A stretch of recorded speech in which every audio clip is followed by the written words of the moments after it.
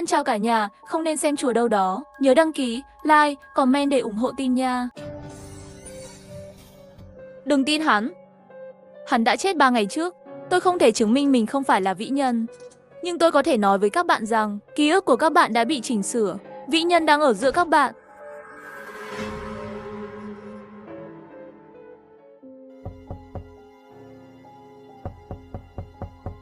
Sao mình lại ngủ quên?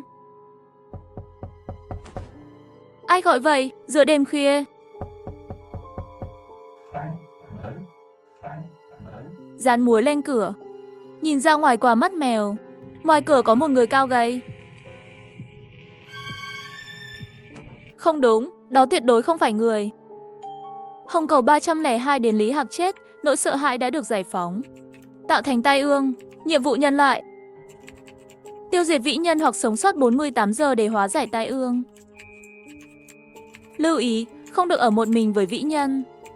Thời gian còn lại của tai ương, 18 giờ 20 phút. Tiêu diệt thế thân, hoặc chờ đến khi đếm ngược kết thúc để hóa giải tai ương. Chú ý, không được chết. Chuyện gì đang xảy ra vậy? Lý Hạc không phải là hàng xóm phòng 302 của tôi sao? Hắn chết rồi ư? Hắn chết rồi mà vẫn còn tạo ra nỗi sợ và sinh ra tai ương. Còn nữa, vĩ nhân và cái gọi là thế thân là gì? Đó chẳng phải là những thứ chỉ có trong chuyện viễn tưởng sao? Thứ này do phòng 302 tạo ra ư? Các cậu biết nó là gì không? Tôi biết. Vĩ nhân là những sinh vật trông rất giống con người, nhưng vẫn có sự khác biệt nhất định. Chỉ cần chú ý là có thể nhận ra. Nhưng theo thiết lập chung của game, chúng sẽ không chủ động vào nhà. Chắc giống như thế thân vậy. Chỉ cần chúng ta không ra ngoài là được. Hay, sống kiểu này thật không nổi. Hết chuyện này đến chuyện khác. Cháu trai tôi cứ đòi ra ngoài mãi.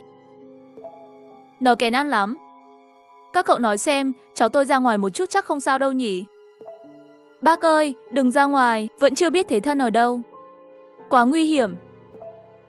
Tôi chỉ nói vậy thôi, tôi cũng biết bên ngoài rất nguy hiểm. Chỉ là cháu tôi cứ quấy mãi. Ở nhà đi bác ạ. Chỉ cần hóa giải tai ương sẽ nhận được vật tư. Ở nhà chờ 48 giờ là xong. Lâu thế rồi, sao vẫn chưa có ai đến cứu nhỉ? Cứu viện á, đừng mơ. Chúng ta không thể liên lạc với bên ngoài. Bên ngoài cũng không thể liên lạc với chúng ta. Thế phải làm sao? Nhiều người chết như vậy rồi. Mọi người nghĩ cách đi chứ. Giang Nguyên lướt lại lịch sử trò chuyện trước đó. Phát hiện 2 ngày gần đây mình không hề nhắn tin. Những tin nhắn cũ hơn không còn trên điện thoại, có vẻ như đã bị xóa mất. Khoan đã, rõ ràng hôm nay là ngày mồng 1 tháng 4.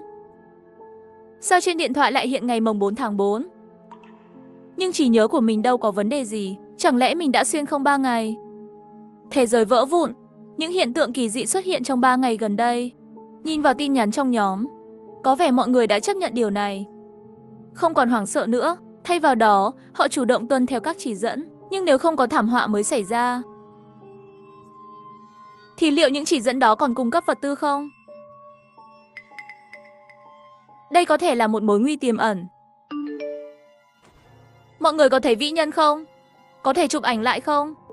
Mình đang đứng ngay cửa, không thấy ai cả. Mọi người có ai nhìn thấy không? Có ai đó đang gõ cửa nhà mình ra xem thử. Trong video chính là người mà Giang Nghiên vừa thấy. Chỉ là số miệng trên người hắn đã giảm đi rất nhiều. Ai đó mô tả giúp mình đi. Mình không dám mở xem. Trên người có nhiều miệng mọc thêm, da rất đen. Nói năng không rõ ràng, dễ nhận diện lắm. Đừng sợ nhé. Cảm ơn anh trai phòng 202, anh tốt quá. Mọi người ra cửa kiểm tra đi. Còn vĩ nhân nào khác không? Trước cửa nhà mình không có ai.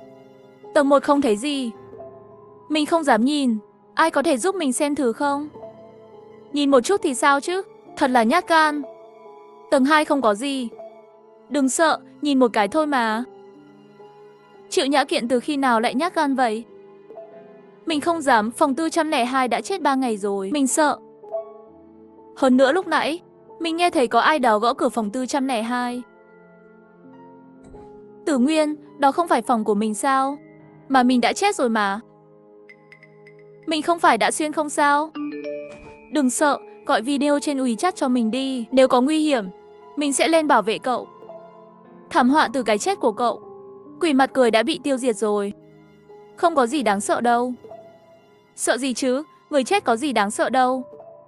Cậu ấy đã bị quỷ ăn rồi, đến cả xác cũng không có gì mà phải sợ chứ. Giới trẻ bây giờ còn nhát gan hơn cả bà già như tôi. Mọi người chú ý, người bí ẩn trước cửa nhà tôi đã quay người lại. Tôi đã kiểm tra tầng 4. Có vẻ như chỉ có một người bí ẩn, chúng ta chỉ cần tránh mở cửa cho hắn. Chắc là sẽ không có vấn đề gì.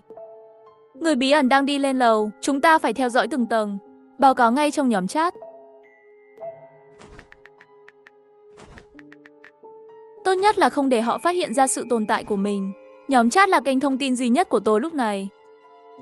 Nếu hàng xóm phát hiện ra, một người được cho là đã chết 3 ngày trước, đột nhiên nhắn tin trong nhóm, thì cảnh tượng đó thật khó tưởng tượng. Nguyên, xem thử hắn đã lên chưa? Nghe thấy rồi, hắn đang gõ cửa nhà tôi, thật đáng sợ. Chụp một bức ảnh đi. Mắt hắn đang nhìn tôi. Không đúng, bức ảnh này là do Tôn Nguyên chụp. Chẳng lẽ hắn đang quan sát? Vậy có nghĩa là người bí ẩn này có ý thức. Hắn gõ cửa, nếu ai mở cửa sẽ bị giết ngay lập tức. Nhưng nếu không ai mở cửa, hắn sẽ thay đổi trạng thái của mình. Đây chính là lý do vì sao miệng hắn ngày càng ít đi. Có vẻ như Sử Bằng ở phòng 101 đã sai. Người bí ẩn không phải không thể vào nhà, mà là hắn đang tìm kiếm thời cơ thích hợp. Có lẽ khi đã chọn được mục tiêu giả mạo, hắn sẽ xông vào nhà và thay thế mục tiêu. May mà bây giờ hắn vẫn chỉ đang quan sát. Còn kẻ thế thân kia thì sao? Hắn có hành động tương tự không? Bây giờ hắn đang ở đâu? Nói đến đây, Giang Nguyên vội vàng lục lại tin nhắn cũ. Cuối cùng cũng tìm thấy thông tin về kẻ thế thân.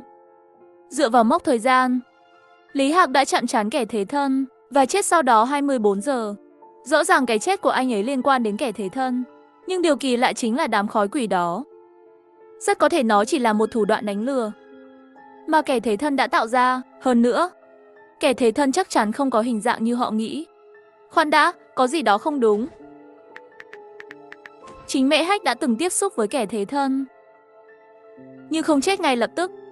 Trong khoảng thời gian đó, kẻ thế thân vẫn tiếp tục hành động. Ít nhất thì hàng xóm vẫn nhìn thấy đám khói quỷ. Mãi đến 3 giờ trước khi Lý Hạc chết, đám khói mới biến mất khỏi hành lang. Giống như hắn gieo một hạt giống vào ai đó trước, rồi sau đó thu hoạch. Sau khi Lý Hạc chết, tầng 3 không còn người sống, hình thành vùng đất cỏ. Đối với sự quái dị hoặc tai ương, đó chính là một hòn đảo an toàn. Kẻ thế mạng vẫn chưa bị loại bỏ, chắc chắn đang trốn ở đó. Mà đã trốn ở đó, chắc chắn là vì hắn đã gieo hạt giống mới. Chỉ cần đợi thu hoạch. Hắn đi xuống tầng dưới rồi. Sợ chết đi được, cái thứ quái quỷ đó cuối cùng cũng đi rồi. Tiểu Tôn à, nhiệm vụ của cháu trai ngoan của ta có rồi. Phải đứng ngoài cửa 10 phút, cháu có thể trông cháu ta một chút không? Bây giờ ta đau bụng quá. Đứng ngoài hành lang 10 phút đâu cần ai trông chừng. Cô ơi, cô mở cửa để nó tự vào nhà không được sao? Như vậy sao được? Hàng xóm láng giềng chẳng phải nên giúp đỡ lẫn nhau sao? Không sao đâu, có thể đợi thêm chút nữa. Thực hiện nhiệm vụ trong vòng 1 giờ hoàn thành là được. Nhưng cháu ta bây giờ đang quấy quá. Xem ra cháu của Vương Quế Phân chắc chắn không phải mới nhận nhiệm vụ. Rõ ràng trước đó Vương Quế Phân nói cháu quấy khóc đòi ra ngoài, chính là vì có yêu cầu nhiệm vụ. Rồi em rằng thời gian không còn nhiều nữa, không thể không ra ngoài. Bà ta không dám tự mình ra ngoài nên mới cần người khác trông cháu hộ. Thật là... Vĩ Nhân không dừng lại trước cửa tôi, hắn đi thẳng xuống tầng dưới. Cậu có nhìn thấy Vĩ Nhân không? Tôi không dám nhìn hắn đi xuống. Chắc lát nữa cậu sẽ thấy thôi. Không sao, tôi cứ nhìn là được. Nếu hắn đến tầng 2, tôi sẽ báo cho mọi người. Lúc này, Giang Nguyên nhìn qua mắt mèo phát hiện Vĩ Nhân xuất hiện. Trước cửa nhà đối diện Triệu Nhã Tĩnh, nhưng Vĩ Nhân đứng trước cửa không hề gõ cửa. Hắn trông rất do dự, liên tục đi qua đi lại giữa cầu thang và cửa phòng. Chẳng lẽ hắn đang quan sát Triệu Nhã Tĩnh, muốn gõ cửa? Nhưng lại em ngại điều gì đó. Hắn đang em ngại điều gì chứ? Kẻ thế mạng, có nghĩa là Triệu Nhã Tĩnh đã bị kẻ thế mạng đánh dấu. Cô ấy là người tiếp theo phải chết. Nhưng cô ấy bị đánh dấu khi nào? Tôi nhớ trong đoạn trò chuyện, lúc đầu Triệu Nhã Tĩnh còn giống những người hàng xóm khác, sẽ thông báo vị trí của kẻ thế mạng trong nhóm. Sự sợ hãi chỉ xuất hiện sau khi ủy viên xuất hiện.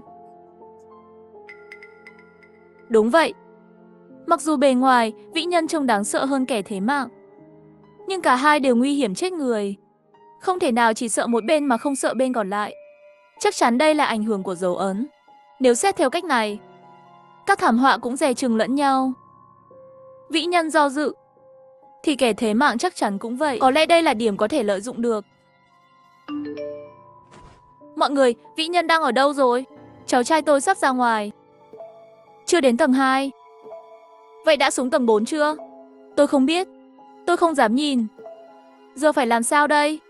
Nếu cháu trai tôi gặp phải Vĩ Nhân đó, chẳng phải sẽ mất mạng sao? Còn cả kẻ thế mạng nữa. Thôi kệ đi. Tôi để cháu trai ra ngoài rồi. Vương Quế Phân lẩm bẩm trong nhóm, nhưng không ai trả lời bà ấy. Nhiệm vụ thời gian thực, đứng trước cửa phòng 15 phút. Nhiệm vụ này phải hoàn thành trong vòng 1 giờ. Tối qua tôi lỡ ngủ quên. Vĩ Nhân giờ đang ở đâu? Ai biết không? Tôi cũng ngủ quên mất. Mấy ngày nay căng thẳng quá. Không ở tầng 5. Vĩ Nhân vừa từ trên xuống tầng 2. Chắc là ở tầng 2, còn 5-10 phút để hoàn thành nhiệm vụ. Nếu hàng xóm trong nhóm đang giám sát Vĩ Nhân, thì mối nguy lớn nhất chỉ còn lại kẻ thế mạng ở tầng 3. Dù sao sớm muộn cũng phải làm, thà làm luôn bây giờ. Lưu ý, khi cửa phòng đóng lại, nhiệm vụ thời gian thực sẽ bắt đầu.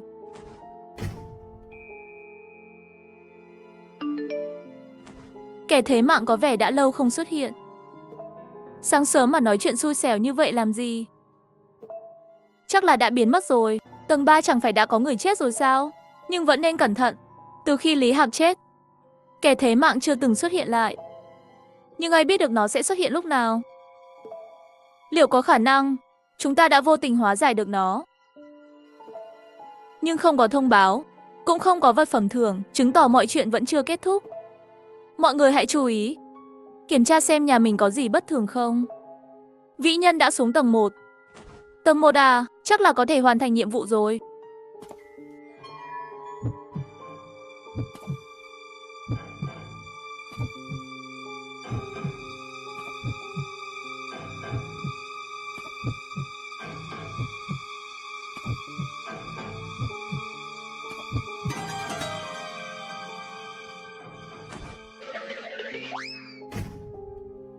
Vừa nay đó có phải là Lý Hạ không? Không đúng.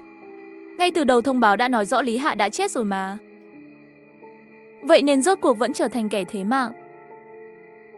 Hoặc có thể là đã bị kẻ thế mạng dung hợp. Đúng vậy, thông tin trước đó trong nhóm cũng nói rồi. Hình thái ban đầu của kẻ thế mạng chỉ là một đám sương mù.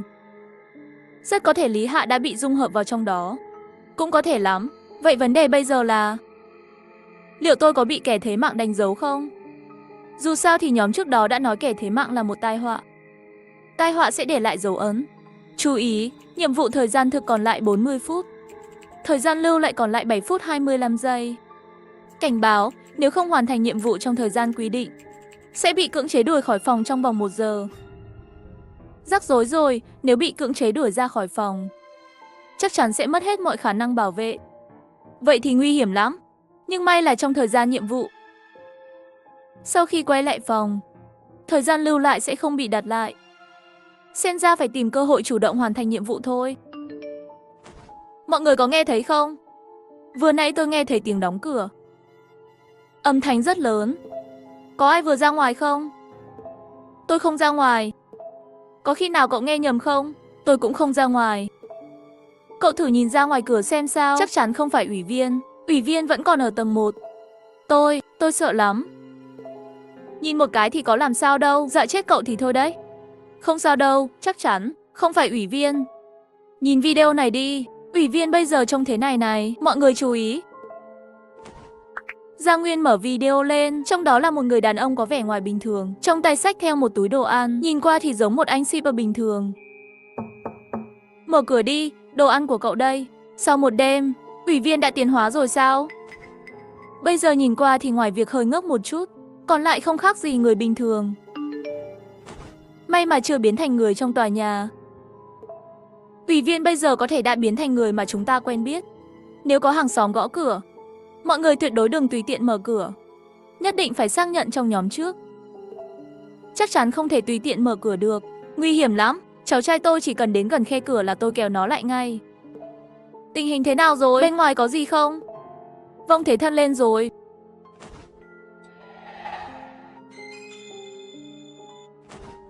Trước đây ngón tay của Lý Hạ có dài như vậy không? Lý Hạ trước kia tuy có hành sáu hơi kỳ quặc, nhưng cũng không có sở thích mặc đồ đỏ. Hơn nữa còn là loại cổ trang này. Vậy bây giờ có thể xác định 100% rằng Lý Hạ này chính là Vong Thế Thân.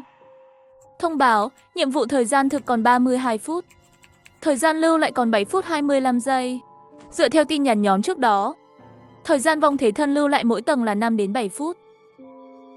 Sau khi nó rời đi, phải lập tức ra ngoài hoàn thành nhiệm vụ. Dù vĩ nhân có thể tiến hóa, thì Vong Thế Thân cũng vậy. Nhưng tôi không có thời gian để đánh cược. Vong Thế Thân đang đứng trước cửa phòng 402. Hãy chú ý đến động thái của nó. Vong Thế Thân sẽ biến mất sau 8 giờ nữa. Đừng sợ, quan sát qua khe cửa sẽ rất an toàn. Tôi không sợ. Cảm ơn Triệu Nhã Tĩnh, cô ấy thực sự không sợ Vong Thế Thân. Vậy kết hợp với phản ứng của vĩ nhân trước đó, có thể xác nhận rằng anh ta đã bị đánh dấu. Hơn nữa, hình ảnh Vong Thế Thân anh ta chụp được rất khác so với Vong Thế Thân mà tôi nhìn thấy. Nếu Triệu Nhã Tĩnh có thể thấy Lý Hạ trong đó, cô ấy chắc chắn sẽ nói ra điều này. Có phải vì anh ta đã bị Vong Thế Thân đánh dấu từ lâu nên không thể nhìn thấy? Hay vì tôi vừa mới bị đánh dấu nên có thể nhìn thấy? Vong Thế Thân đang đi lên tầng trên. Nó đang ở trước cửa phòng tôi. Giang Nguyên mở bức ảnh Hoàng Kiện gửi. Chỉ thấy trong ảnh là một màn sương xám nhạt, che mất tầm nhìn của mắt mèo, không thấy bóng dáng của Lý Hạ. Chẳng lẽ tôi thực sự đã bị Vong Thế Thân đánh dấu? Thông báo, nhiệm vụ thời gian thực còn 27 phút. Thời gian lưu lại còn 7 phút 25 giây. Vong Thế Thân vừa rời đi, Triệu Nhã Tĩnh có thể vẫn đang đứng gần cửa. Đợi thêm 2 phút nữa, nếu bị cô ấy phát hiện, chắc chắn tôi sẽ bị đá khỏi nhóm. Nếu vậy, tôi sẽ mất đi nguồn thông tin quan trọng.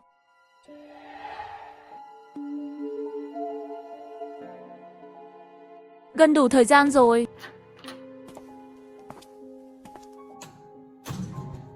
Nhiệm vụ bắt đầu đếm ngược. Vĩ nhân lại thay đổi hình dạng, trông giống hệt cô gái gọi cửa trước. Nó vẫn đang gõ cửa, kiên nhẫn thật. Thưa ngài có ở nhà không? Đồ ăn giao tận nơi đã đến rồi. Vĩ nhân lại tiến hóa rồi sao? Cô đừng có mở cửa cho hắn ta. Tôi đâu có ngốc. Tôi cũng đâu có gọi dịch vụ tận phòng.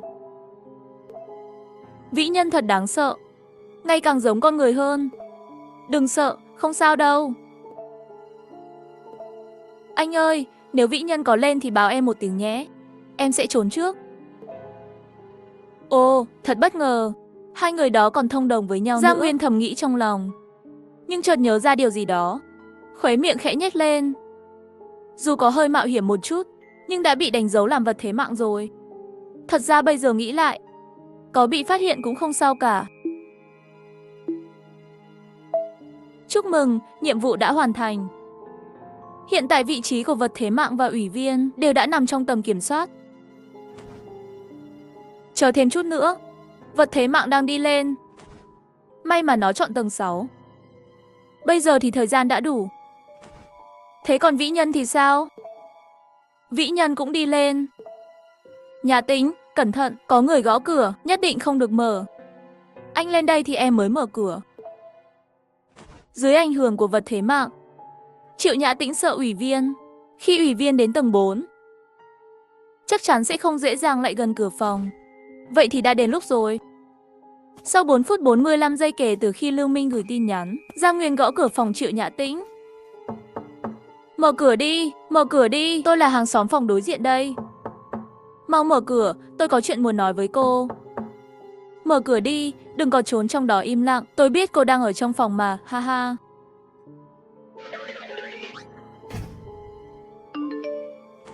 Có người đang gõ cửa. Vĩ Nhân đã lên chưa? Hắn trông như thế nào? Tôi không dám nhìn, nhưng tôi nghe thấy giọng của phòng đối diện gọi tôi mở cửa. Có vẻ lần này Vĩ Nhân đã biến thành người ở phòng 402. Mọi người chú ý, nếu có hàng xóm gõ cửa, nhất định phải xác nhận trên kênh liên lạc chung. Yên tâm, ai gõ cửa tôi cũng không mở. Hắn gõ một lúc rồi dừng lại. Xem thử Vĩ Nhân còn ở ngoài cửa không? Tôi sợ quá. Đừng sợ, chắc hắn đã đi lên rồi. Không, tôi nghe thấy hắn lại gõ cửa. Nhưng lần này có vẻ đang gõ cửa phòng đối diện. Phòng 402 sao? Giang Nguyên chẳng phải đã chết rồi à? Anh thử nhìn xem, chụp một tấm đi.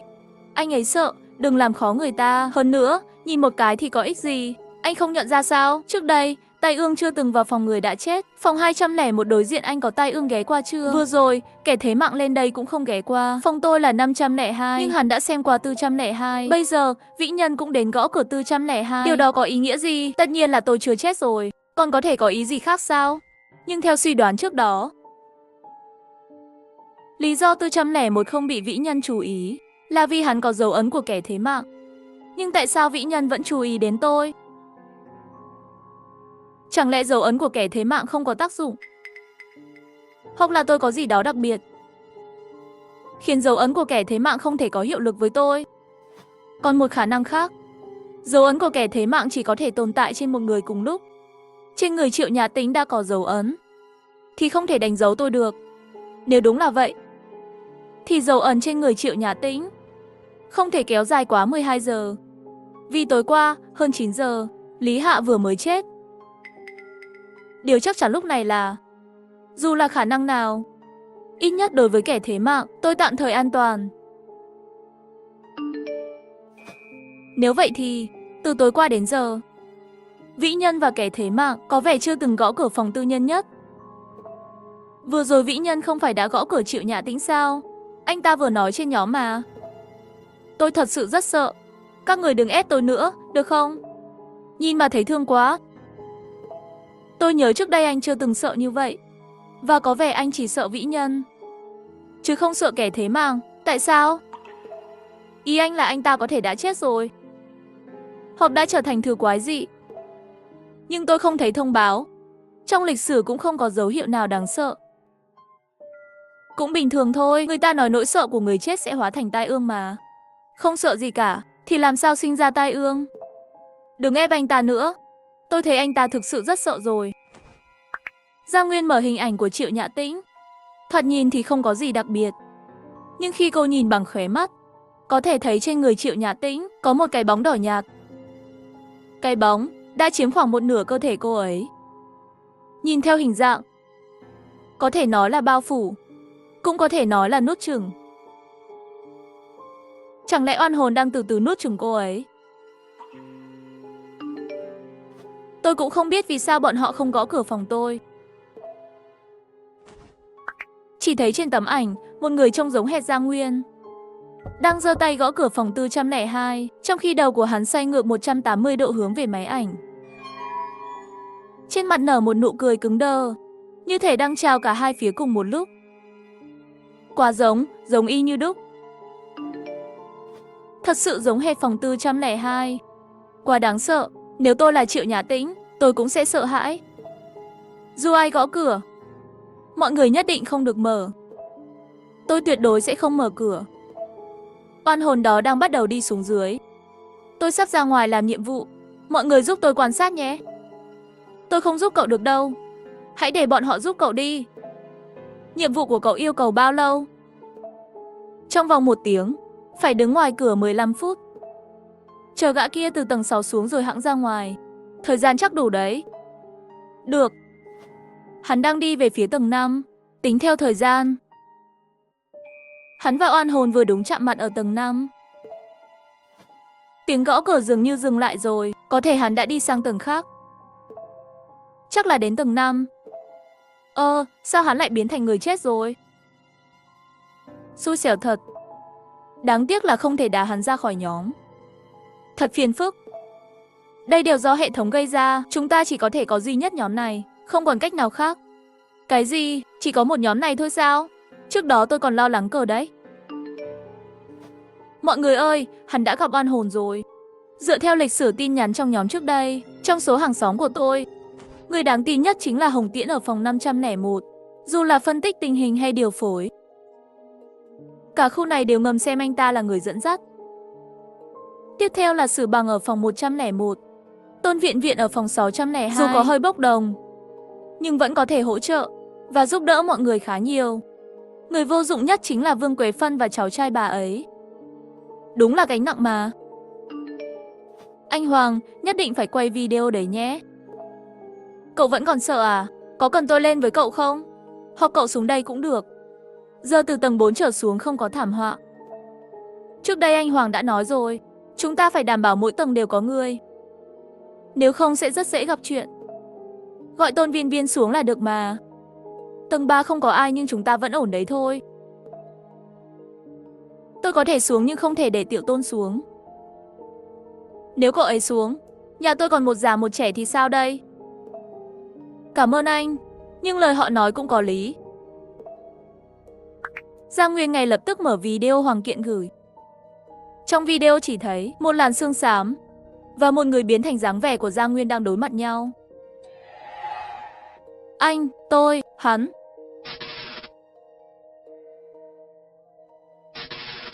Rõ ràng người đó đang cố gắng giao tiếp với Thế Thân. Dù trong video không thấy Lý Hạ áo đỏ, nhưng khi Giang Nguyên rời mắt khỏi màn hình điện thoại, trong tầm nhìn bên cạnh vẫn có thể thấy Lý Hạ đang quan sát người đó trong làn khói. Nhưng kỳ lạ là anh ta bỗng nhiên cười. Anh ta đang nhìn tôi sao?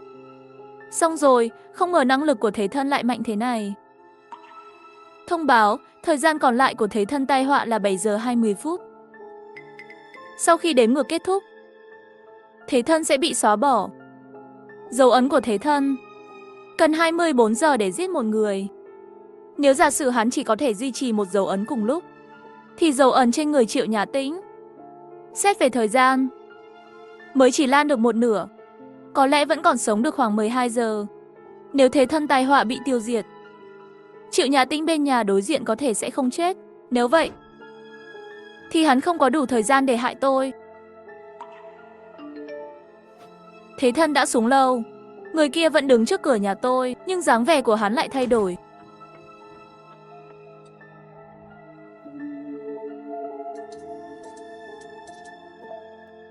Sao Thế Thân lại xuống lầu nhanh như vậy? Đúng là lần này Thế Thân chỉ dừng lại ở tầng 5 chưa đầy 2 phút. So với quy luật trước đây hắn thể hiện, lần này thời gian dừng lại rõ ràng bị rút ngắn đáng kể. Lần này Thế Thân cũng không đứng trước cửa nhà tôi. Có lẽ trước đây tôi đã nghĩ sai. Biểu hiện của tai họa không nhất thiết liên quan đến sự sống chết của con người. Có thể có tới 2 tai họa tồn tại cùng một lúc. Hành xáo của họ sẽ xung đột lẫn nhau và ảnh hưởng lẫn nhau, dẫn đến những bất thường. Là vậy đó, Lượng, xuống ở cùng tôi đi. Như vậy sẽ an toàn hơn. Không được thì bảo 602 xuống đi. Dù sao ở tầng 6 cũng có cô Vương và cháu của cô ấy. Hiện tại vẫn còn 7 người sống sót. Chia thành 6 hộ, vừa hay có thể bố trí một người trực mỗi tầng. Nếu mỗi tầng đều có người trực, thì mọi người có thể tránh được tai họa lang thang, tăng cơ hội sống sót lên mức cao nhất. Nhưng điều kiện tiên quyết là tất cả phải hợp tác chân thành. Để lưu danh, tên dê sồm già này hiện tại chỉ đang làm tăng rủi ro cho mọi người, gây nguy hiểm cho tất cả. Trước đó đã nói không thể đá người ra khỏi nhóm chat. Vậy có thể nhắn tin riêng không? Nói đến đây, Giang Nguyên thử nhắn tin cho một hàng xóm đã xác nhận tử vong đến Lý Hạc, nhưng chỉ nhận được dấu chấm than đỏ. Không thể nhắn tin riêng sao?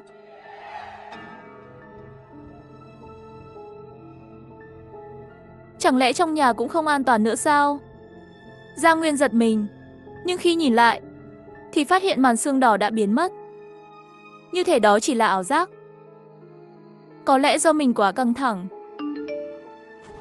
Cái quái gì đây? Lý Hạc chưa chết. Anh ta vẫn có thể nhắn tin WeChat cho mình. Vậy thông báo nói Lý Hạc chết. Chẳng lẽ không phải là Lý Hạc dưới tầng mình sao? Và chẳng phải mình và hàng xóm không thể nhắn tin riêng sao? Chẳng lẽ người khác biết mình còn sống? Hoặc tất cả đang diễn kịch để lừa mình? Cậu thấy tôi sao? Thật sự là Lý Hạc sao? Hay đó là năng lực của thế thân quỷ? Tôi là Giang Nguyên. Cậu là ai? Tôi là Lý Hạc. Cậu không phải thế thân quỷ. Cậu không phải sao? Vậy cậu cũng không phải. Quá trình hoàn toàn sai. Quá trình hoàn toàn sai. Có nghĩa là kết quả có thể đúng. Lý Hạc không phải Lý Hạc. Hắn chính là thế thân quỷ. Không đúng, trong trường hợp này. Kết luận là đúng. Quá trình là sai. Vậy ý mà hắn muốn biểu đạt hẳn là mình đã sai khi xác định danh tính của hắn. Hắn không phải Lý Hạc, cũng không phải kẻ chết thay. Vậy hắn là ai? Mở cửa.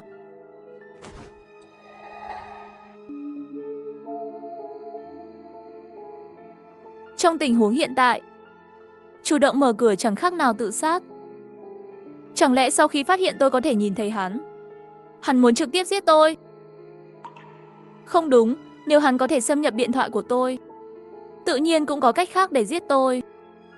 Nhưng hắn không làm vậy, mà lại muốn tôi mở cửa. Tại sao? Chẳng lẽ tôi thực sự đã chết? Bây giờ tôi không còn là con người nữa, mà giống như Lý Hạ. Không phải con người, cũng không phải một dạng tai ương. Có ai ở nhà không? Có thể mở cửa không? Tôi không về nhà được. Làm ơn nhanh lên, tôi rất sợ. Tôi sợ hắn đuổi tới. Bích vừa đi. Người vĩ nhân đã đến sao? Giết hắn đi. Tại sao lại thú vị? Rốt cuộc anh còn là Lý Hạ không? Giết người vĩ nhân, anh sẽ có manh mối. Bảo tôi giết người vĩ nhân. Điều đó sao có thể? Từ trước đến nay, những người hàng xóm của tôi chưa từng giải quyết trực diện một tai ương nào. Nhưng từ nội dung thông báo, sự tồn tại phát thông báo cho rằng chúng tôi có khả năng giải quyết tai ương. Hay là thử xem? Họ đều không trả lời tôi. Xin anh đừng sợ. Sao anh lại không thể về nhà? Tôi làm mất chìa khóa. Hãy tìm kỹ lại, chắc chắn sẽ thấy. Nhưng mà ngoài hành lang có người vĩ nhân. Nếu tôi gặp hắn, tôi chết chắc. Anh không phải người vĩ nhân sao? Đúng là người vĩ nhân rất nguy hiểm. Vậy anh có biết người vĩ nhân đang ở đâu không? Hả? Chắc là ở tầng 6, không phải tầng 5 sao? Xem ra sự tiến hóa của người vĩ nhân vẫn chưa hoàn thiện. Chưa thể đọc được thông tin trong nhóm chat. Nhưng người vĩ nhân vẫn có thể tồn tại 36 tiếng nữa. Với tốc độ tiến hóa này, đến mức đọc được tin nhắn, thậm chí gây rối trong nhóm, chỉ là vấn đề thời gian. Nói thật đi, tôi không rõ cậu có phải là vĩ nhân hay không. Nhưng 501 nói rằng chỉ cần chúng ta không ra ngoài thì có thể an toàn trong vòng 48 giờ. 2 căn hộ dưới tầng đều không có ai ở. Tôi đã xem cửa nhà họ đều mở. Cậu có thể vào đó ở, hoặc thử tìm nơi khác cũng được. Nhưng có lẽ họ sẽ không mở cửa cho cậu đâu. Không tin thì cậu thử gõ cửa phòng 401 xem.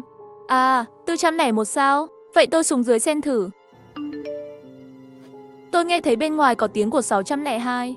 Hình như anh ta đang nói chuyện với ai đó. Tôi không có xuống đó. Tôn Viện Viện vừa mới hoàn thành nhiệm vụ. Chắc chắn không phải cô ấy. Cậu chụp một tấm đi. Người ta sợ vĩ nhân. Cậu lại bắt cô ấy chụp ảnh làm gì?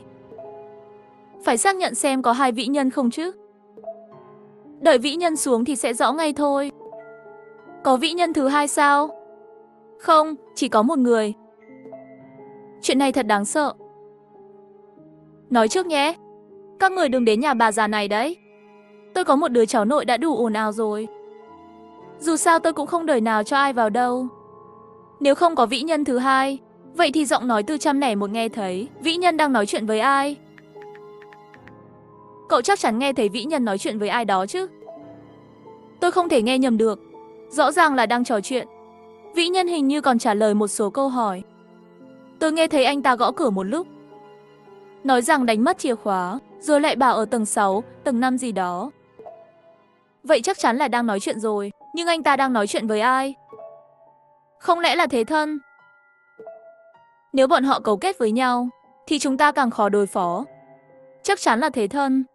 Chẳng lẽ lại là người chết ở phòng 402 sao? Không lẽ đang trò chuyện với 402? Hôm nay là ngày thứ tư kể từ khi 402 chết rồi. Ai mà biết được. Biết đâu anh ta thực sự hóa thành ma rồi thì sao? Nhảm nhí, tôi làm sao có thể là ma được? Giang Nguyên á khẩu. Không muốn tiếp tục đọc tin nhắn trong nhóm, anh ta quay sang tìm kiếm trong phòng. Anh ta lấy ra một hộp cơm, rồi nhét lưỡi dao vào giữa lát bánh mì và thịt nguội. Thêm vào đó vài cây kim. Ban đầu anh ta định tìm chất độc, nhưng trong nhà không có. Cuối cùng, anh ta chỉ có thể trộn thật nhiều muối, bột giặt và nước khử trùng vào đồ ăn chế biến sẵn. Làm xong tất cả những điều này, anh ta lặng lẽ đặt hộp cơm trước cửa. Bây giờ là lúc thử tìm ra điểm yếu của vĩ nhân. Dù sao thì trong 6 giờ tới, nếu tôi không giết được vĩ nhân, thì tôi sẽ không lấy được thông tin mà Nezik đã nói. Đến rồi. Làm ơn mở cửa đi. Đừng gõ nữa, ăn chút gì đi đã. Ăn xong anh có thể mở cửa cho tôi vào không? Tôi sợ lắm, anh chưa ăn sáng đúng không? Ăn xong trước cửa nhà tôi đi, rồi đi chỗ khác tìm vận may. Được thôi. Nghe tiếng này, có vẻ ăn ngon lành. Tôi nghe thấy giọng của vĩ nhân rồi. Là giọng của phòng 602. Không phải tôi, vậy chắc chắn là vĩ nhân giả dạng. Hắn nói gì? Không nói gì cả. Bây giờ tôi cảm thấy bớt sợ rồi. Để tôi thử chụp ảnh xem. Chơi à, hắn đang ăn trước cửa phòng 402. Ai đã đặt bữa ăn này? Ở tầng 4 à? Không đúng, bây giờ ai cũng sợ hãi. Sao có người lại cố tình lên tầng 4, chỉ để đặt một hộp cơm? Nhưng hộp cơm đó đến từ đâu? Giờ này, kẻ thế mạng đáng lẽ phải ở tầng 3. Chẳng lẽ là kẻ thế mạng? Nhưng vấn đề là quái dị cũng cần ăn sao? Trước đây các cậu có thấy quái dị tặng đồ cho nhau bao giờ chưa? Chưa từng thấy. Tôi nhớ ra rồi. Trước đây tôi đã thấy hộp cơm đó. Vậy hộp cơm đó là của ai?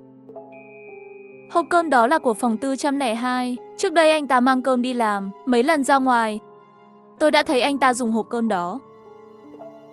Cậu chắc chứ? Không thể nào, anh ta chết rồi. Sao có thể đặt hộp cơm trước cửa? Chẳng lẽ Giang Nguyên đã biến thành ma? Đừng tin hắn.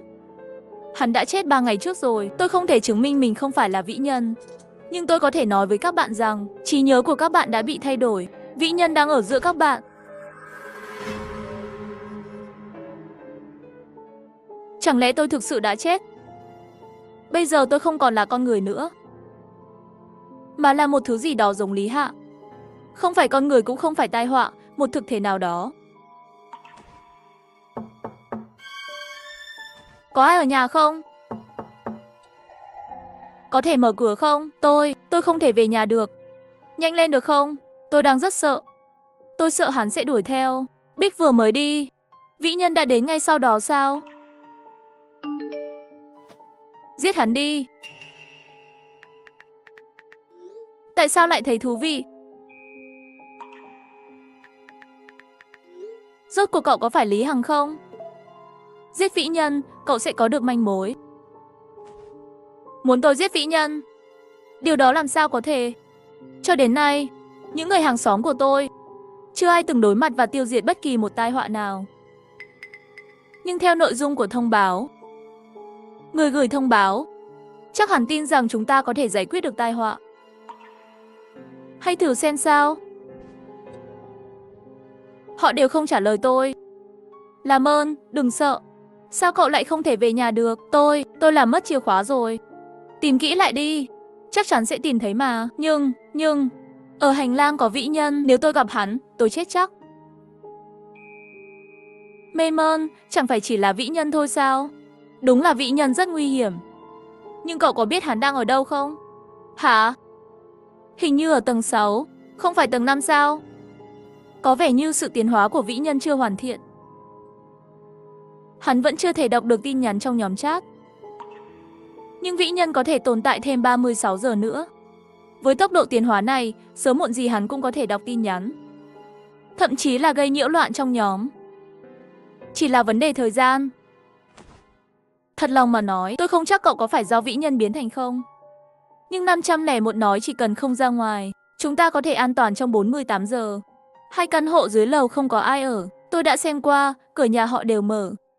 Cậu có thể vào ở tạm, hoặc thử gõ cửa nhà khác cũng được. Nhưng mà họ chắc sẽ không mở cửa cho cậu đâu. Không tin thì đi thử bên đối diện, phòng 401 xem sao. 401 à? Vậy để tôi xuống dưới xem thử. Tôi nghe thấy tiếng 602 ngoài cửa. Hình như anh ta đang nói chuyện với ai đó. Tôi không có súng đâu. Tôn Viện Viện vừa hoàn thành nhiệm vụ. Chắc chắn không phải cô ấy. Cậu chụp ảnh đi.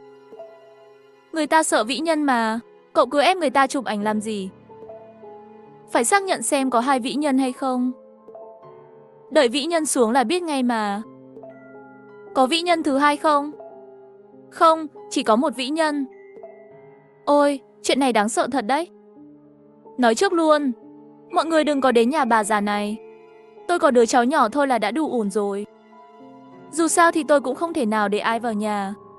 Nếu không có vĩ nhân thứ 2, vậy thì cuộc trò chuyện mà 401 nghe thấy vĩ nhân đang nói chuyện với ai? Cậu chắc chắn là nghe thấy vĩ nhân trò chuyện với ai đó. Tôi không thể nghe nhầm được. Chắc chắn là đang nói chuyện với ai đó. Vĩ nhân dường như đang trả lời vài câu hỏi của người kia. Tôi nghe thấy anh ta gõ cửa một lúc, rồi lại nói là làm mất chìa khóa, còn nói đến tầng 6, tầng 5 gì đó.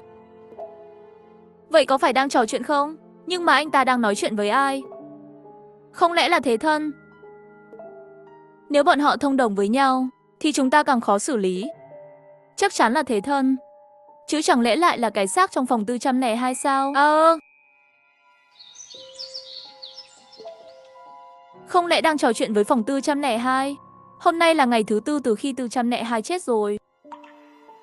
Ai mà biết được. Không chừng anh ta thực sự biến thành ma rồi. Nói linh tinh, tôi sao có thể là ma được. Giang Nguyên chỉ biết cạn lời, không tiếp tục chú ý đến cuộc trò chuyện trong nhóm, mà quay sang tìm kiếm trong phòng. Anh ta lấy ra một hộp cơm, nhét hàng chục lưỡi dao vào giữa lát bánh mì và thịt nguội. Còn cắm thêm mấy cây kim. Ban đầu, anh ta định bỏ thêm chất độc, nhưng trong nhà không có. Cuối cùng, anh ta chỉ có thể trộn một lượng lớn muối, bột giặt và dung dịch khử trùng vào một số món ăn sẵn. Sau khi hoàn tất, anh ta lặng lẽ đặt hộp cơm trước cửa. Bây giờ là lúc thử tìm ra điểm yếu của vĩ nhân. Dù sao trong 6 tiếng tới, nếu tôi không thể giết được vĩ nhân, thông tin mà Nalik nói tôi không thể lấy được. Đến rồi. Làm ơn mở cửa đi. Đừng gõ nữa, ăn chút cơm đã. Ăn cơm, anh có mở cửa cho tôi vào không? Tôi sợ lắm, sáng nay anh chưa ăn phải không? Ăn xong trước cửa nhà tôi đi, rồi đi chỗ khác thử vận may. Được thôi. Nghe tiếng nhai kìa, ăn có vẻ ngon lành nhỉ. Tôi nghe thấy giọng của vĩ nhân. Là giọng của 602. Không phải tôi, chắc chắn là vĩ nhân giả giọng. Anh ta nói gì? Không nói gì cả. Tôi cảm thấy bớt sợ rồi. Tôi thử chụp ảnh xem. Trời à, anh ta đang ăn cơm trước cửa 402. Ai đã đặt suất ăn đó? Trên tầng 4 sao? Không đúng, bây giờ ai cũng hoang mang. Ai lại chạy lên tầng 4? Chỉ để đặt một hộp cơm. Nhưng hộp cơm đó từ đâu ra? Giờ vật thế mạng đang ở tầng 3. Lẽ nào chính là vật thế mạng? Nhưng vấn đề là quỷ cũng cần ăn sao? Trước đây mọi người có thấy quỷ trao đổi đồ cho nhau chưa? Chưa từng thấy. Tôi nhớ ra rồi. Trước đây tôi từng thấy hộp cơm đó. Vậy hộp cơm này của ai? Của phòng 402. Trước đây anh ta mang cơm đi làm, có vài lần tôi thấy. Anh ta dùng đúng hộp cơm này khi ra ngoài. Anh chắc chứ? Không thể nào, anh ta đã chết rồi. Làm sao có thể đặt hộp cơm trước cửa? Lẽ nào Giang Nguyên đã hóa thành quỷ? Đừng tin hắn. Hắn đã chết từ 3 ngày trước. Tôi không thể chứng minh mình không phải vĩ nhân. Nhưng tôi có thể nói với các người rằng ký ức của các người đã bị thay đổi. Vĩ nhân đang ở ngay giữa các người.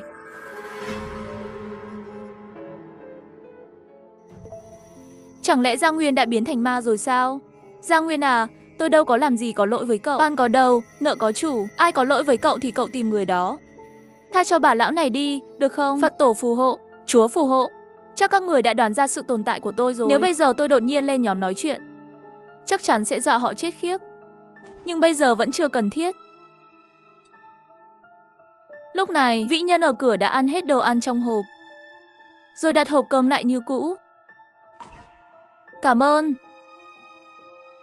Giờ vĩ nhân cũng bắt đầu biết lễ phép rồi sao? Sao anh không lên tầng 3 ở? Trên tường tầng 3 toàn là máu. Tôi không dám ở đó. Tôi lên tầng trước xem có cơ hội về nhà không. Vậy nhé, đi cẩn thận. Tấn công vật lý không còn tác dụng với vĩ nhân nữa. Chẳng lẽ phải dùng phép thuật? Khi vĩ nhân đi khỏi, Giang Nguyên lén mở cửa phòng, lấy hộp cơm về. Trời đất ơi! Thìa inox cũng bị cắn cong. Nếu bị hắn cắn một cái, thì chắc cảm giác không dám tưởng tượng. Vĩ nhân vẫn giữ hình dáng của 602, nhưng quần áo của hắn đã thay đổi. Giang Nguyên mở hình ảnh Hoàng Điếm gửi. Nhìn thấy quần áo trên người Tôn Viện Viện trong ảnh, màu sắc có chút khác trước. Lúc hắn còn sống, tôi nhớ là hắn mặc giống Lưu Minh ở phòng 202. Chẳng lẽ những thứ tôi vừa thêm vào không phải là không có tác dụng, mà là tác dụng chỉ thể hiện khi vĩ nhân thay đổi. Nói cách khác, vĩ nhân vẫn chịu tổn thương vật lý. Anh ơi, mở cửa giúp em được không? Em muốn xuống ngay bây giờ. Không vấn đề gì, em xuống đến cửa thì chụp ảnh gửi anh, chứng minh là em đã xuống. Được rồi. Sao tự nhiên lại muốn xuống? Có chuyện gì xảy ra à? 402 thực sự đã biến thành ma. Đừng vội xuống cầu thang. Con ma chắc vẫn ở tầng 3. Em không xuống được đâu. Vậy phải làm sao đây? Tôi không dám ở tầng 4 nữa. Cậu gửi ảnh ra trước đi. Chúng ta xác nhận lại xem. Đúng là Giang Nguyên rồi. Lẽ nào thực sự có hai vĩ nhân? Thật sự là hắn ta. Trước đây chúng ta chưa từng phát hiện ra hai vĩ nhân xuất hiện cùng lúc sao? Có khi nào là Thế Thân không? Thế Thân hẳn vẫn ở tầng 3. Trước đó Triệu Nhà Tĩnh chẳng phải đã thấy hắn đi xuống sao? Ai mà chắc được. Cô gái phòng 401 thật vô trách nhiệm. Cô ấy đâu có nhìn ra bên ngoài. Ai biết được có khi nào nhân lúc cô ấy không chú ý, Thế Thân đã quay lên rồi. Trước giờ Thế Thân chưa từng biến thành người nhỉ? Hắn chắc chắn là quỷ. Trên lầu có vĩ nhân, dưới lầu có Thế Thân, đối diện cũng là quỷ. Tôi phải làm sao đây? Tại sao chuyện này lại rơi xuống đầu tôi? Sao chỉ có mình tôi xui xẻo thế này? Vì sự xuất hiện đột ngột của Giang Nguyên, cả nhóm trò chuyện náo loạn cả lên. Nhưng lúc này, Giang Nguyên không còn tâm trí để ý đến hàng xóm hoảng loạn nữa. Trong thế giới tận thế đầy tai ương này, việc trốn tránh không phải là kế lâu dài. Cần phải có khả năng chống lại tai ương. Nếu người đưa ra nhiệm vụ muốn chúng ta sống sót, thì chắc chắn sẽ có công cụ nào đó để sử dụng. Vì tay không thể đấu với vĩ nhân, nên chắc chắn phải có thứ gì đó như đạo cụ. Nếu không tìm thấy trong phòng, thì phải mạo hiểm sang phòng khác để tìm kiếm. Giang Nguyên nhìn qua nhóm chat, xác nhận vĩ nhân vừa rời tầng 5, chuẩn bị lên tầng 6. Anh liền mở cửa rời khỏi phòng. Đây là tầng 3 sao? Mùi máu này. Người chết trước đó cũng thật thảm. Nếu trước đó Lý Hạc không ra tay với mình, giờ chỉ cần mình không chủ động chọc hắn, thì chắc cũng không sao. Giang Nguyên không nghĩ nhiều nữa, quay người bước vào phòng 301.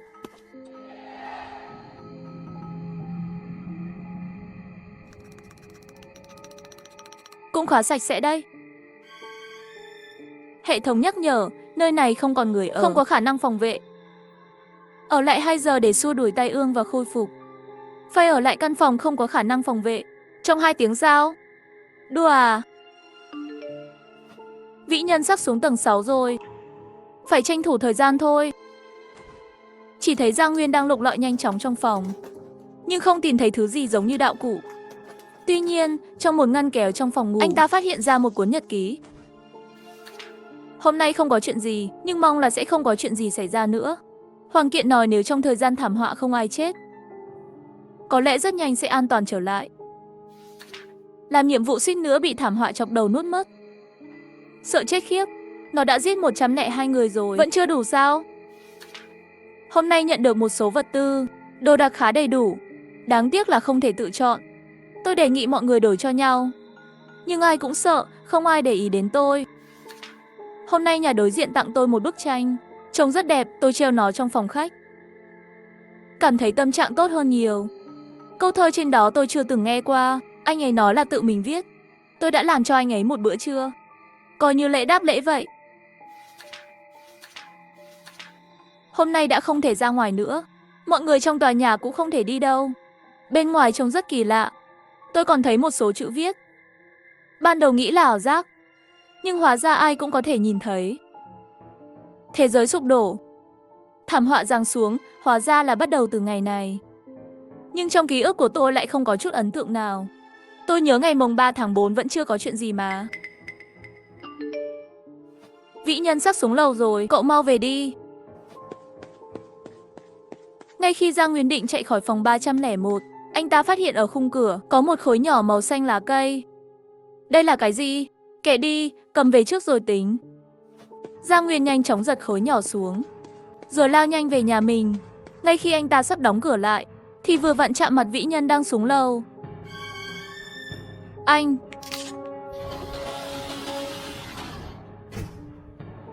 May mà tôi chạy nhanh, không thì chắc đã bị hắn nuốt chửng rồi. Đáng ghét, mới mời hắn ăn cơm xong mà. Vậy mà quên ơn nhanh vậy sao? Đừng tin hắn. Hắn đã chết từ 3 ngày trước rồi. Tôi không thể chứng minh mình không phải vĩ nhân, nhưng tôi có thể nói cho các người biết, ký ức của các người đã bị sửa đổi. Vĩ nhân đang ở ngay trong số các người. Cậu đóng cửa làm gì? Tôi đói, tôi rất đói. Tôi muốn ăn. Cho tôi vào đi, cho tôi vào được không? Mở cửa đi. Cậu nghĩ tôi ngu chắc? Vừa rồi có tiếng gì thế? Cậu cũng nghe thấy à? Hình như là từ tầng dưới vọng lên. Tôi nghe thì thấy giống từ tầng trên hơn. Cậu ổn chứ? Tôi ổn, chỉ là có chút sợ tiếng động vừa rồi. Vĩ nhân đã lên tầng 4 rồi sao? Là vĩ nhân sao? Làm sao đây? Bây giờ 3 con quỷ đã bao vây tôi rồi. Chẳng lẽ người tiếp theo chết sẽ là tôi?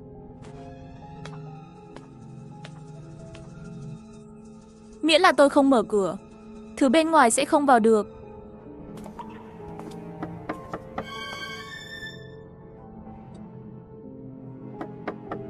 May quá, nó đang gõ cửa phòng đối diện. Đừng sợ, Triệu Nhã Tĩnh, cậu làm được mà.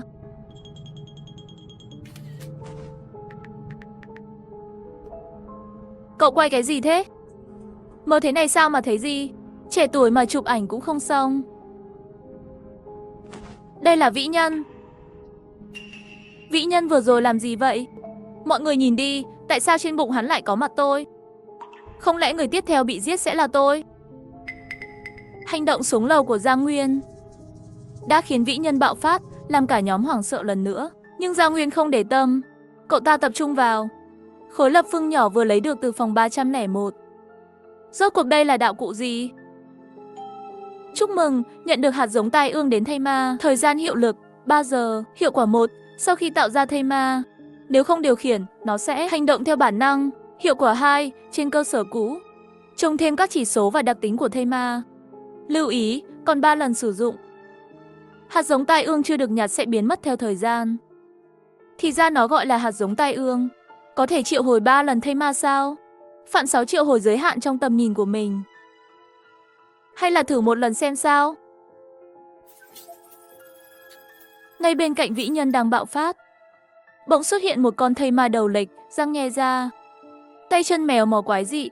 Sau khi triệu hồi thành công, Giang Nguyên nhận ra mình có thêm một góc nhìn mới. Được đấy, y như đang chơi game. Bây giờ thử xem sức chiến đấu của hắn thế nào. Anh, mở cửa đi. Mở cửa đi, tôi xin các người. Mở cửa nhanh lên, có thây ma, cứu tôi với. Run rẩy đi, kẻ yếu ớt.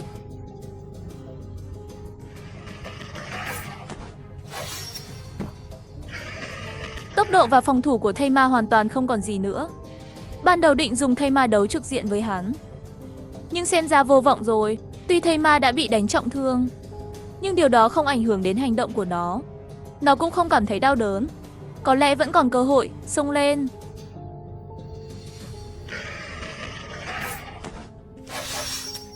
Anh chết tiệt.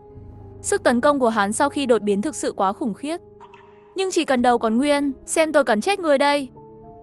Anh, cứu tôi với, tôi bị thây ma cắn rồi. Mở cửa nhanh lên. Xem ra khi ở một mình với hắn sẽ biến đổi hình thái. Tốc độ, phòng thủ và sức tấn công đều được gia tăng đáng kể. Nhưng có vẻ hắn không hứng thú với việc ăn thây ma.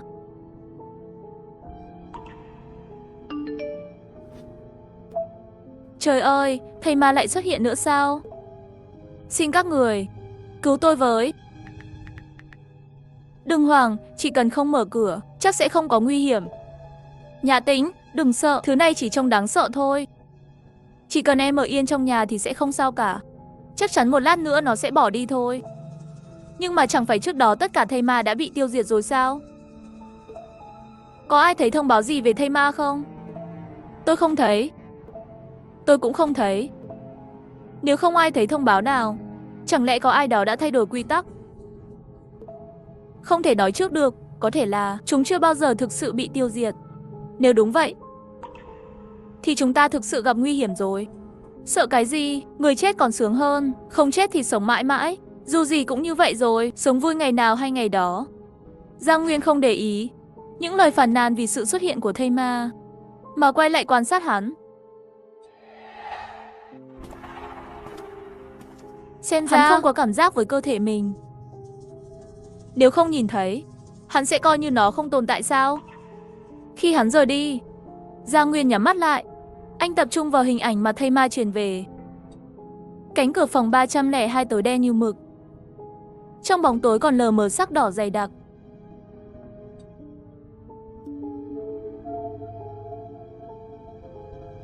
Anh, đó là Lý Hạc.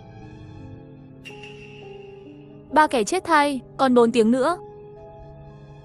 Vậy trong 4 tiếng tới, Lý Hạc, cậu định làm gì? Khi đếm ngược kết thúc, cậu sẽ thế nào?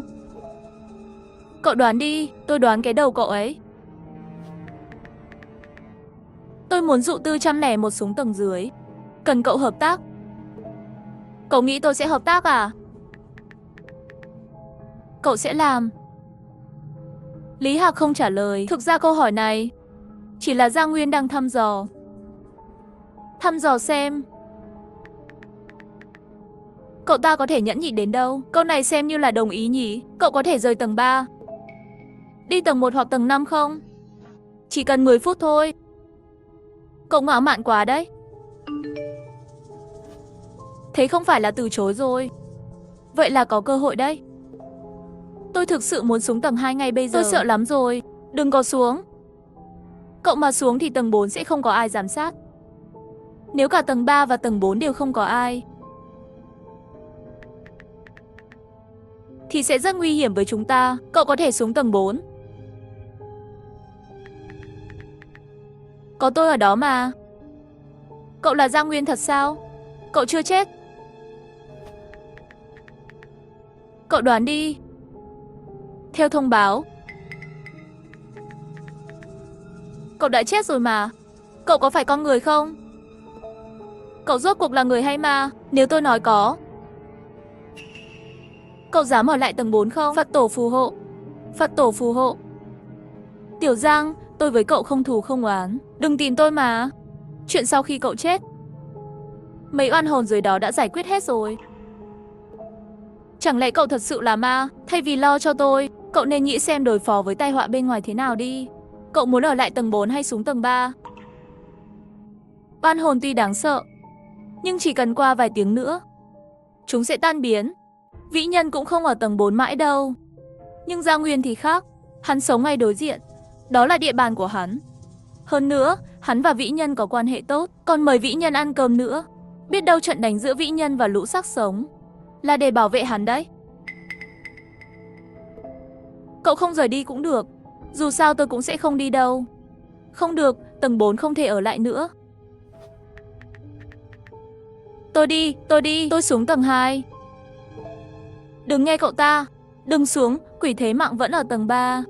Cậu mà xuống là sẽ chạm mặt nó ngay. Đừng lo về quỷ thế mạng, nó sẽ xuống dưới. Thấy nó xuống rồi thì báo một tiếng. Anh ơi, làm ơn dọa nó chút đi. Làm ơn giúp với, dù Lý Hạc không trả lời. Nhưng không lâu sau, Lưu Minh ở phòng 202 thấy một làn khói sáng từ cầu thang tầng 3 bay xuống. Trời à, nó thật sự xuống rồi, mà nó còn không dừng lại ở tầng 2 nữa. Gia Nguyên này rốt cuộc là thế nào? Quỷ thế mạng chuẩn bị xuống tầng 1. Vĩ Nhân vừa mới lên tầng 5. Thật sự làm theo lời tôi nói luôn. Rồi, cậu có thể xuống. Hắn ta điều khiển được quỷ thế mạng. Có vẻ còn đáng sợ hơn cả ma. Được, tôi xuống tầng 2 ngay đây.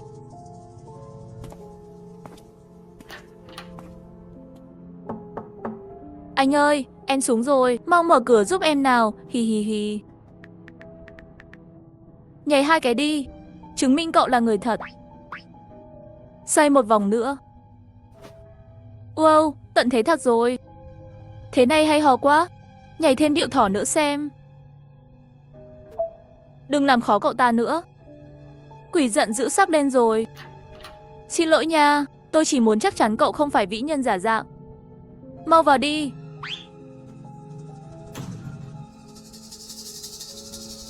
Chỉ nghĩ đến điều tốt, Lưu Minh không ngờ rằng sau khi anh đóng cửa, Lý Hạc đứng trước cửa phòng 202, khẽ lướt ngón tay lên cửa, rồi cười một tiếng.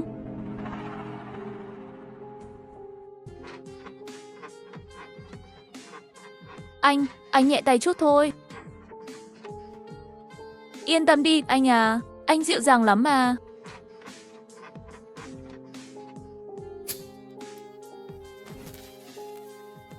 Anh phải có trách nhiệm với em đấy nhé. Không vấn đề gì, sau này anh sẽ lo cho em. Vĩ Nhân đã xuống tầng 4 rồi. Mọi người chú ý đi, tôi ra ngoài làm nhiệm vụ đây, không phản hồi tin nhắn trong nhóm nhé. Không hay đâu, kệ bọn họ đi. Nào, tiếp tục nào.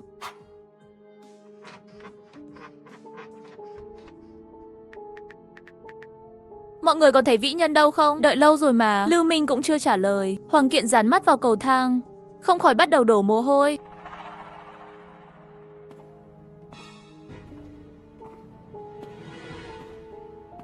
Xong rồi, Vĩ Nhân lên nhanh quá. Thời gian nhiệm vụ còn 8 phút, thời gian hoàn thành chỉ còn 10 phút. Bây giờ mà bỏ cuộc, chút nữa là sẽ bước vào trạng thái phòng thủ suốt 1 tiếng. Như vậy thì coi như chết chắc.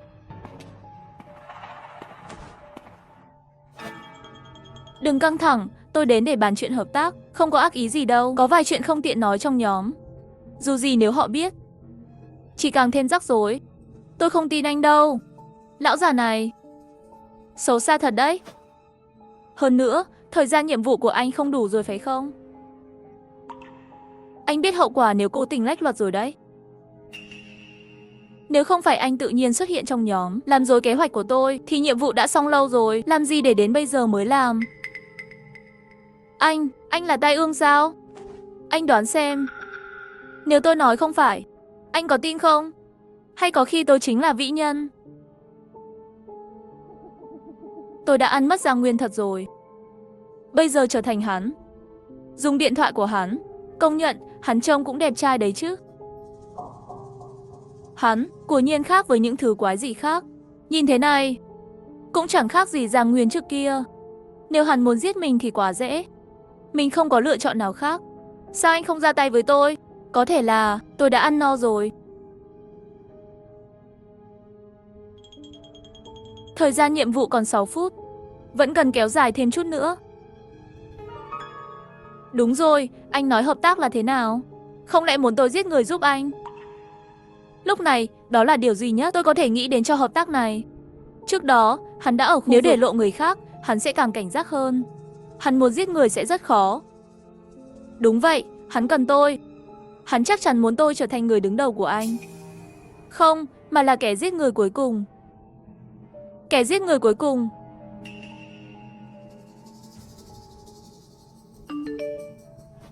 Vĩ Nhân đã lên tầng 2 chưa? Hai người đó có gặp chuyện gì không? Lâu lắm rồi không nghe họ nói gì. Gặp chuyện gì được chứ? Chắc là lăn lộn với nhau rồi. Tôi sớm đã thấy họ liếc mắt đưa tình với nhau rồi. Giờ chẳng phải là cơ hội tốt sao? Thật là, thời điểm nào rồi chứ? Chỉ lo mấy chuyện hạ thân. Phi, chẳng biết nặng nhẹ gì cả. Nhiệm vụ của cậu hoàn thành chưa? Chết rồi, không lẽ Tiểu Hoàng bị Vĩ Nhân giết rồi? Đừng đoán mò nữa. Tiểu Hoàng bị các người hại chết rồi. Hai người có thể nói nhỏ một chút không? Cách âm ở đây không tốt.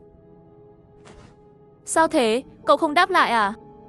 Được chứ, tất nhiên rồi. Nhỡ họ nghĩ cậu chết rồi thì sao? Tôi không sao. Vậy thì tốt, lúc này chúng tôi suýt nghĩ cậu gặp chuyện rồi. Cậu nói muốn tôi giúp cậu giết Vĩ Nhân, đúng không? Chẳng lẽ bây giờ thảm họa ăn thịt thảm họa khác là có thể mạnh hơn sao? Như một vụ trao đổi, tôi sẽ cung cấp thông tin về tầng 4 trong nhóm. Tránh để các người gặp nguy hiểm quá mức. Cậu thấy sao? Tôi có một lựa chọn, tôi nghĩ.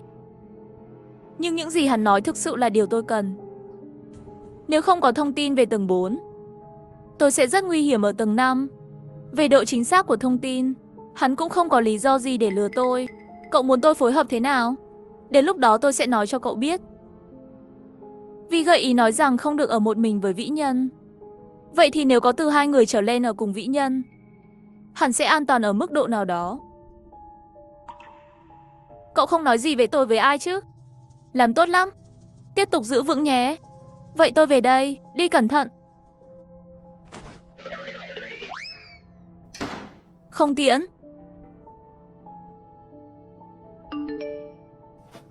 Vĩ Nhân lên rồi.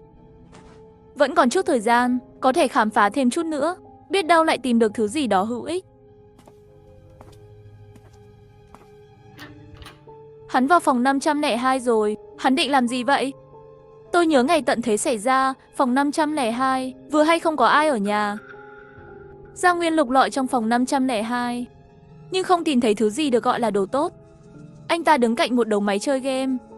Nếu người này bị nhốt trong tòa nhà, chắc chắn sẽ không thấy buồn chán. Chỉ cần chơi game cũng đủ sống cả năm rồi. Giang Nguyên than thở vài câu. Anh tiện tay cầm lấy một tờ báo, bọc máy chơi game lại rồi rời khỏi khu vực. Anh ta lấy gì vậy? Lại còn bọc bằng báo nữa. Thôi kệ, ít nhất cái tai họa này hình như không có hứng thú với việc ăn thịt người. Xem ra sau này nói chuyện trong nhóm phải cẩn thận hơn rồi. Trưa nay mọi người ăn gì thế? Tôi làm trứng xào cà chua. Chắc ăn đại đồ hộp cho qua bữa thôi. Tôi không phải con người. Trời à, tự nhiên cậu nhảy vào giữa chừng thế này là để nhắc chúng tôi rằng cậu vẫn đang theo dõi nhóm mà. Trả lời tin nhắn trong nhóm chỉ là tiện tay thôi. Cứ coi như là luyện tập thích nghi vậy. Chẳng lẽ vì có tôi trong nhóm mà mọi người không dám nói à? Chỉ khi các cậu nói nhiều hơn tôi mới có cơ hội. Ngày 25 tháng 3. Khoan đã. Không thể nào. Rõ ràng theo ghi chép trước đó, từ sáng ngày 20 tháng 3, Tạ Thế Tình ở tầng 3 đã không thể ra ngoài. Vậy thì tờ báo này từ đâu ra?